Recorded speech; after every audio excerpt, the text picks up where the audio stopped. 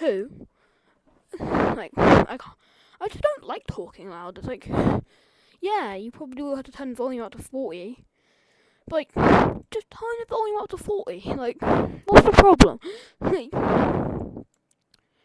Okay, anyways, let's get into the video. So, here we have the Pentagons. You know who doesn't like the Pentagons? The South Arabian Purple Country. Do you know why? Because they don't like the Red Country. What alliance is the Red Country in? Oh, that's right, the Pentagon. So, who doesn't like the Red Team? Me. Who doesn't like who's a part of the Pentagons? The Red Team. Who doesn't like the Pentagons? Me. And boom, what?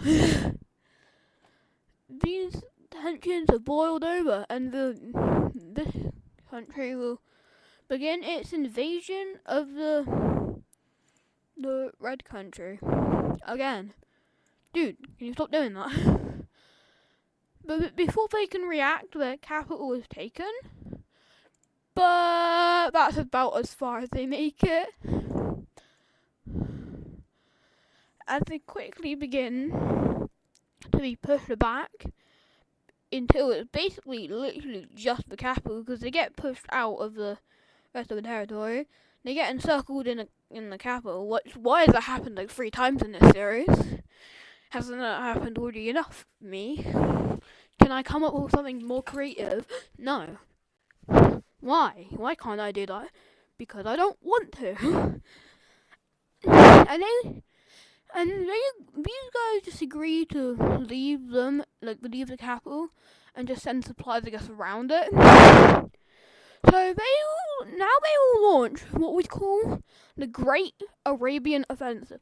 This will go down in the history books as the most dominant war in history, or at least ancient history, or at least history of this time period. I don't really know what I'm planning in the future. They will send tens, maybe hundreds of thousands of troops from all of the Pentagons storming down into Purple Country territory. It's just dominant.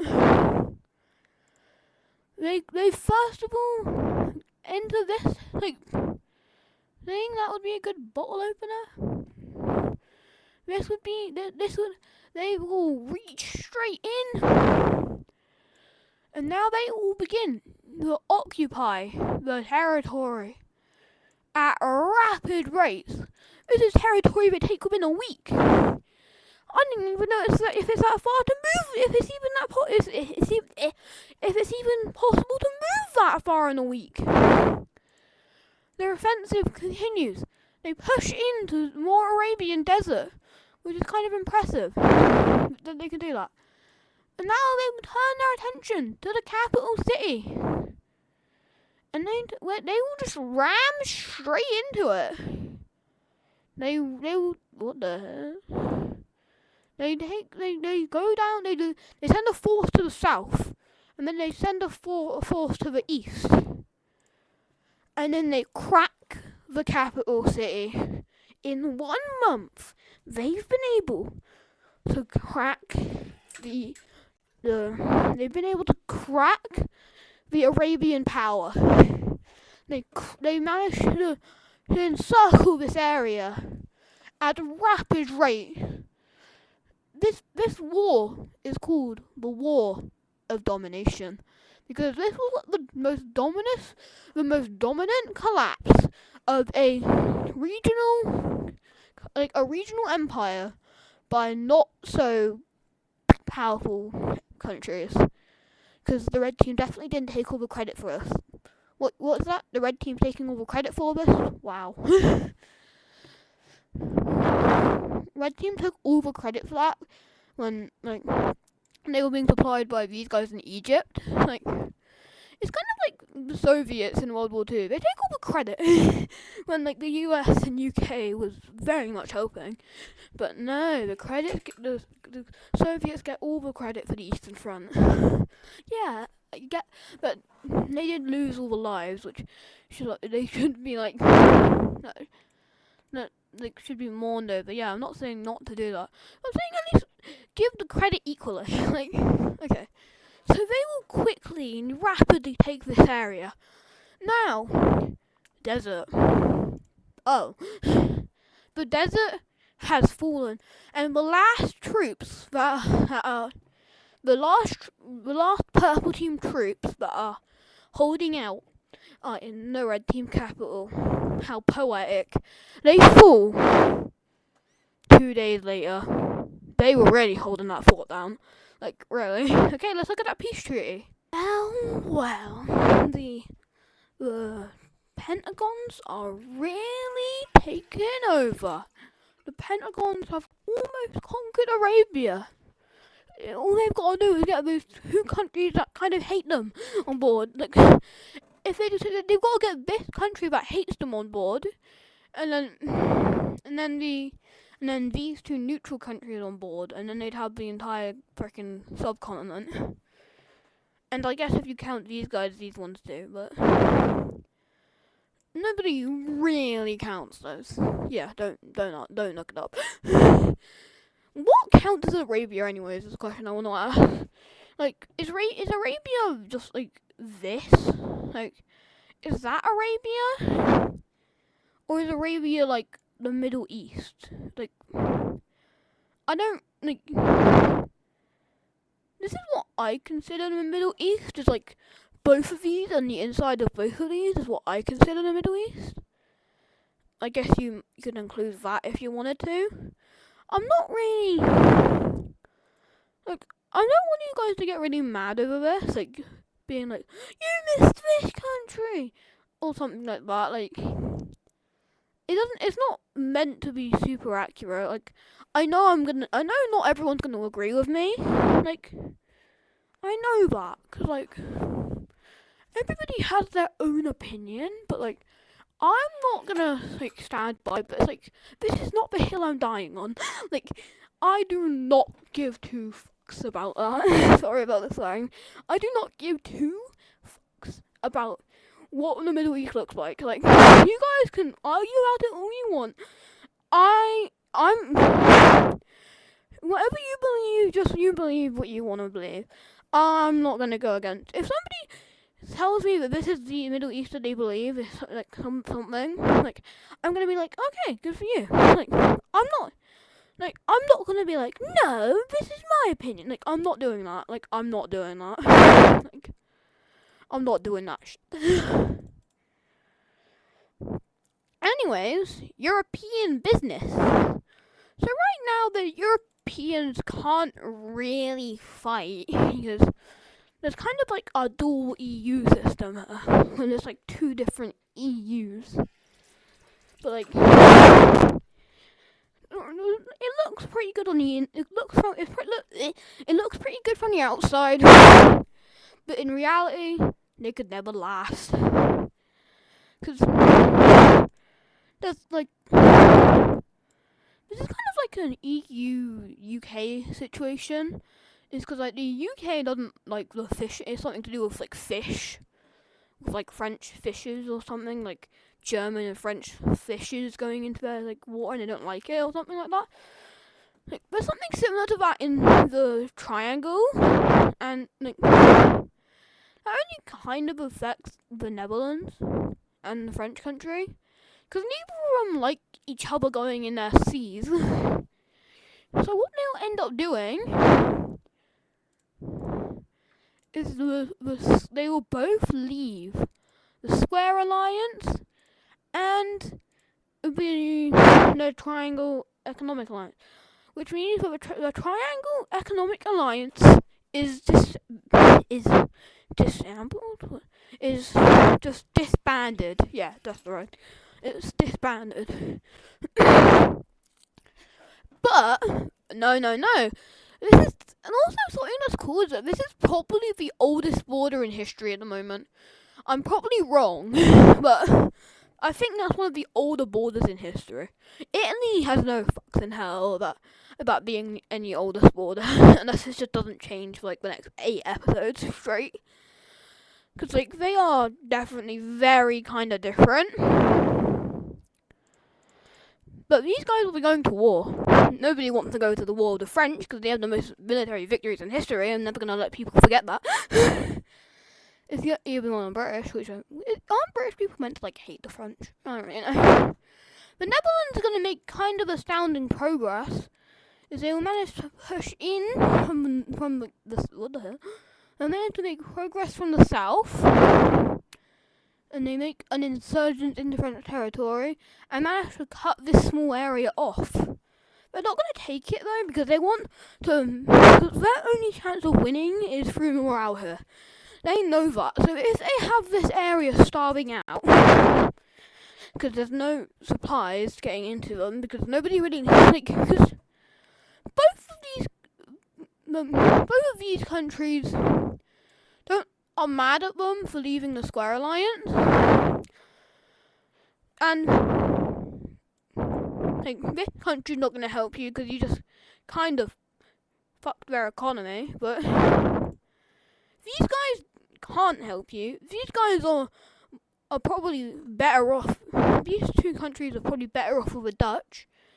And if you send supplies through the ocean, which is just dumb, like they could have got just not made it because that's kind of far. So basically, there's no way to get in unless they get rid of the insurgents, which is kind of not good for them because their insurgents is just getting stronger. But there is some good news for the French, as they will be able to take this land in this area. What is there a name for this? Isn't this Rotterdam or something? Isn't there a city there called Rotterdam or something? And the morale trick is already working, as morale continues to plummet due to this area, and French troops are simply surrendering as soon as they see the enemy. This is not good for France. This is really not good.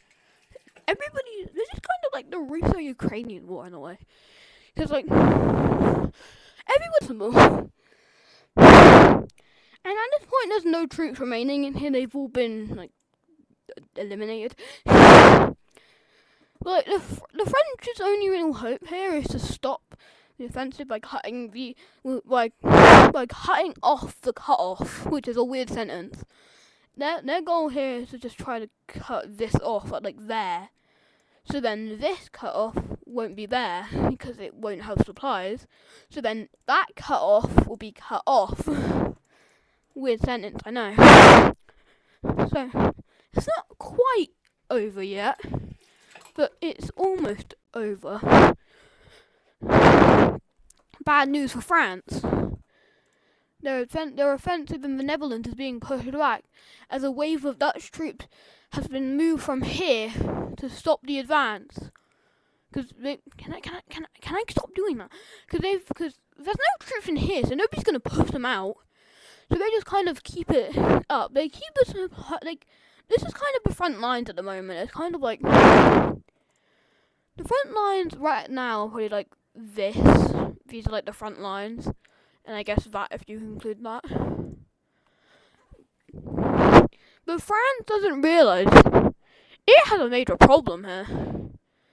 But they continue to be pushed back, and they will almost be pushed out until things get bad. The Dutch will order their troops to rapidly push up, as France did not see this coming. French troops will be cut off. Isn't that what Dunkirk is? Oops. Oopsies. I messed up.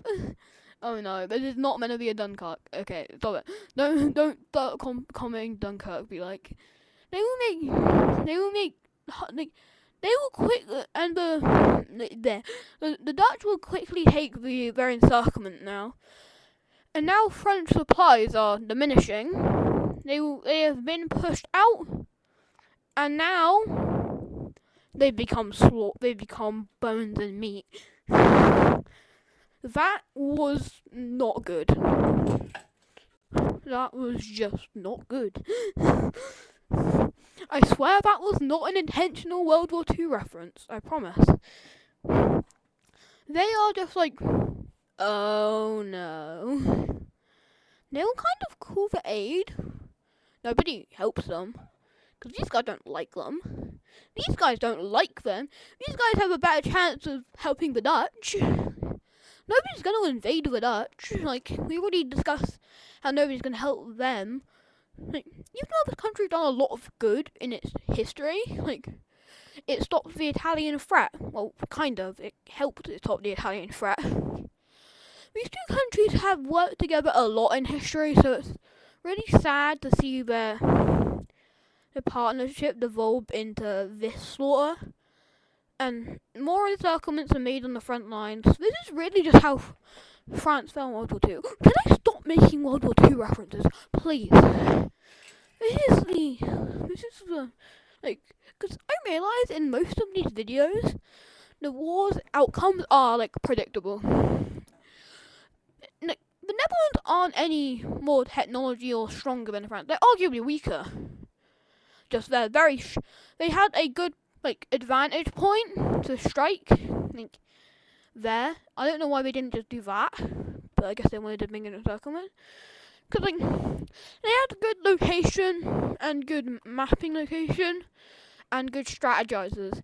Because, like, France could have also done that and just kind of fucked the Dutch. So, I don't really know what they're, like, because, like, the only thing this war really comes down to is just strategizing. That's what this war comes down to, is it doesn't matter if you have technology. If the opponent is better at strategizing a plan, they will win. It doesn't matter what your plan are.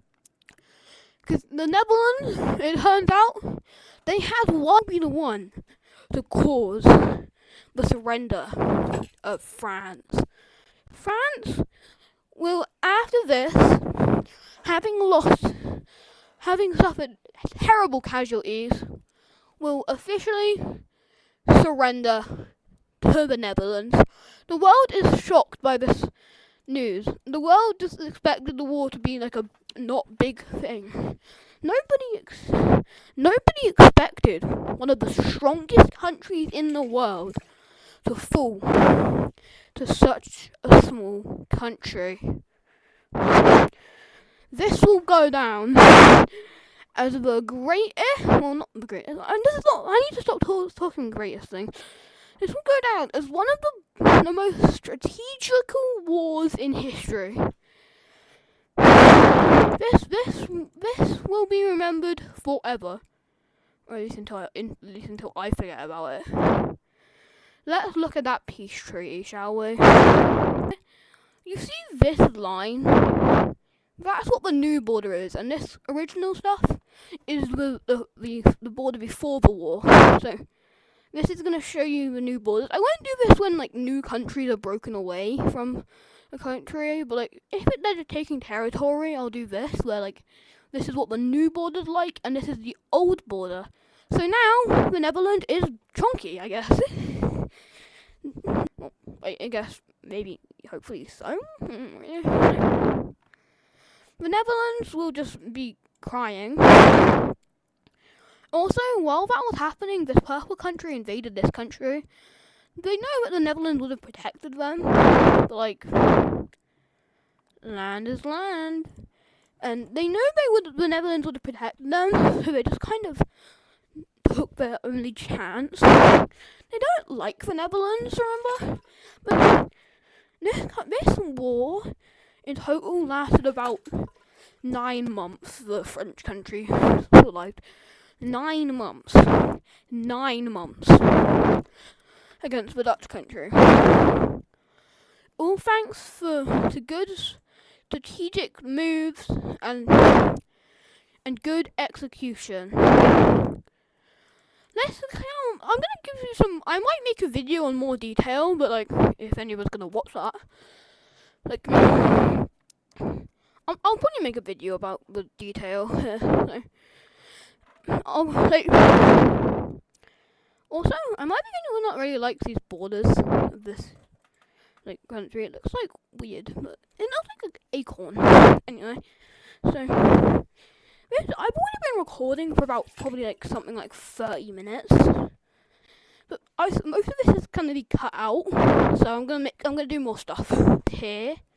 Don't really have anything to do with each other. They will both universally agree to disband the Square Alliance.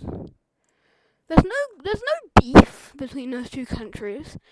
They just realise they don't really have anything in common. So there's no reason to have an alliance. The other countries are really holding it together. But without them, there's no real reason to. So they just kind of split away peacefully. There's no beef. I said that before. But officially, Western Europe is about to become a bloodbath. And that will be in the next episode because I don't want to do that here. Just kidding. We're gonna have the jumping of these countries here. I don't know what they did, but they're gonna get jumped. This is gonna start invading this one here. I don't know why they're invading it. You guys cook up some law. I don't want to bother. They're just fighting. This is gonna be for plot reasons.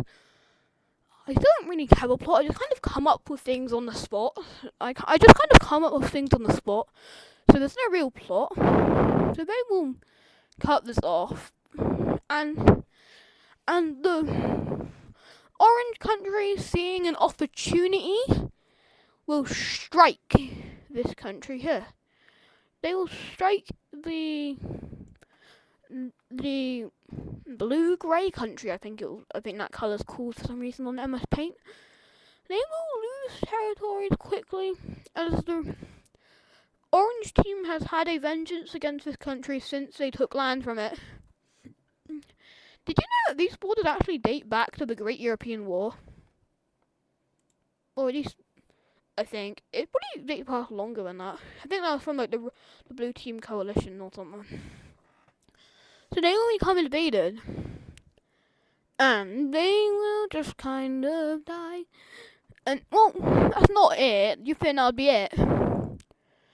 This country that just left the Square Alliance is going to invade the brown country. So now, while just trying to get involved in this little country's conflict, these two powerful countries have ended up at war. This is kind of like the Second Punic War. Why do I keep making references? I need to stop making references in this video. But I'm going to finish this one, where, like, they got dragged into a war due to something else, so. On blank blank day blank blank, this country will declare war on the orange team as a part of invading this country. They will begin pushing in to this country. They will agree that the rest of this part falls to them, and this part falls to them. Now, the orange team is the main focus of their, I guess, fight. I don't really know. They will just kind of begin to push. Well, not really. The orange team will make a push in the southern part of the country and takes land where the blue team used to be. Rest in peace, blue team. Well, it's kind of back in Greece though, so you know. The blue country was here after like a coalition from the red team and orange team, or was it just the orange team and like a different country? I think it was the orange team, and then there was like a lime team there that died. I don't remember, but this country will send supplies, And this will help them manage to push the orange country out of the north of the country. Nice! They will manage to start pushing in. And this is weird because they make, like they, can I talk? They discover the orange team's offensive. They're like, what the fuck are you doing here?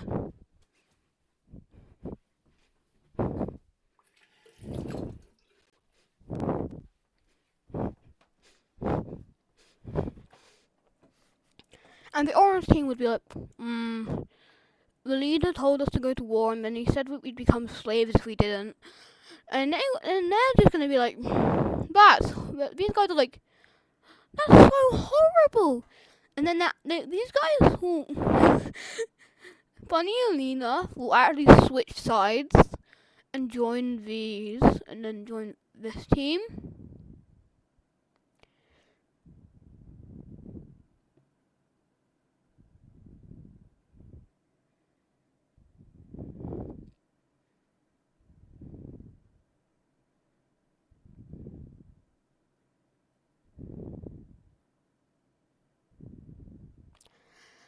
And this country will, and they will rapidly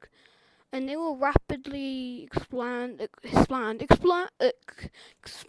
into the south of the orange team, because there's no barriers here, because they were like there.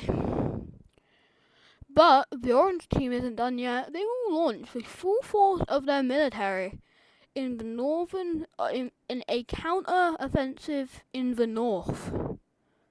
If you count this as the north, they will fully push them back out of their territory and will begin to spearhead. They did not expect them to get this far so quickly, so their capital is unprotected. Their capital falls to the invaders. Supply lines have been cut as they use the capital's port. This is meant to be a coastal city, remember, and they will blockade the coastline so that no supplies can get in and nothing can get out. This will allow them to quickly push this out and invade into this country. They will agree to some peace terms. Like, they will agree to peace. This isn't just like a surrender. They will just actually agree to peace. Okay, so this is going to look weird, because like the orange team is going to take this territory. Yes, I know they have an exclave, blah blah blah blah blah. This country now has an exclave on like where the old blue team borders were. This country will take this land. They look weird now. This country will take these lands, and the borders look good. Yay. Team country has yet again broken away from the. They want their independence, and they will not stop to get it. They put the capital back there, and now it doesn't look good anymore. Fuck! All my hard work to make the borders look nice, and no.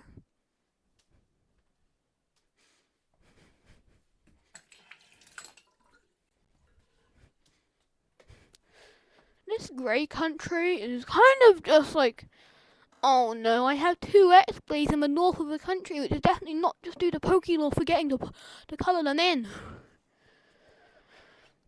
And the orange team is like, oh no, we had an exclave. Full stop, because I didn't forget to fill that in. Because I did not forget to fill that in, because like there. This country is going to just kind of cry. This country is broke, so I don't know where they got this money from, but the French country will buy all of this territory from these guys. They forgot about this land, so there's still an exclave there, but we don't talk about that. So France is looking weird.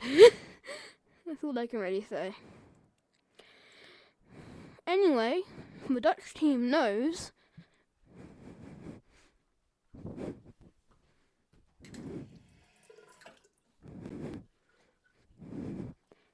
that when their king dies, they won't be able to really expand anymore, so they're going to take...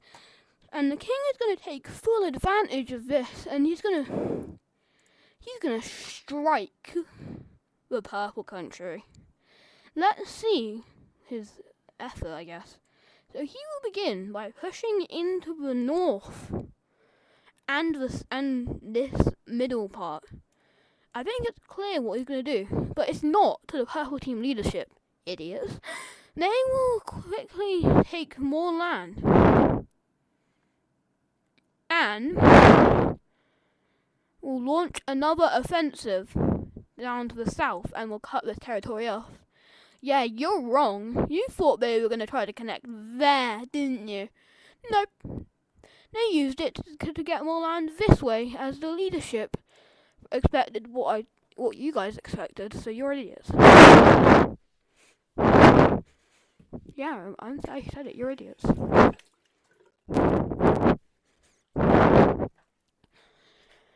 You guys are officially dum-dums. But now, as all of the troops are are like trying to face this front lines, they didn't expect them to come down this way. So now they will splinter up this way. So now all of their troops, which are in here, are trapped. And now is the king's master plan. They will quickly come down from the north and making another division. The troops are now trying to fight this, so now this leaves an opening here where they do that. So now there's 3 divisions. There's 3 areas of the purple country that have been cut off due to this guy's master scheming. They will all fight to the best of their abilities, but overall will fall. Each area officially falls at different times, and now the advance continues. They advance and can conquer this exclave that they got. This guy's really good at making encirclements, and he will yet again splinter, go this way. He sends half of his military to go that way. He made another encirclement. While he and his main military go down this way. Can you stop making encirclements? It's getting repetitive. The viewer's retention is going to be gone by now, as there's 2 encirclements, the smaller one being cut off and taken, and this one being just demolished. They will take this land, and they will yet again make another play by moving up and cutting off this land, taking it, and shortly after they surrender. Oh no, let's look at that peace treaty. That's actually not as bad as most people thought. Look, the government couldn't really agree, even though it was just the king. The king doesn't really agree because if the king does something that the public doesn't like, they're gonna revolt because they only put him in charge because of his military capabilities. If he's gonna do if he's gonna take land, because they don't want really ethnically purple country people in them. They wanted to take some land, but not enough to get riots, and that's what they did. They took enough land to satisfy the people, but not enough to get riots. So, and these countries will now have an exclave there, and now they'll have to pay war reparations. That's it for this episode, and I'll see you in the next one.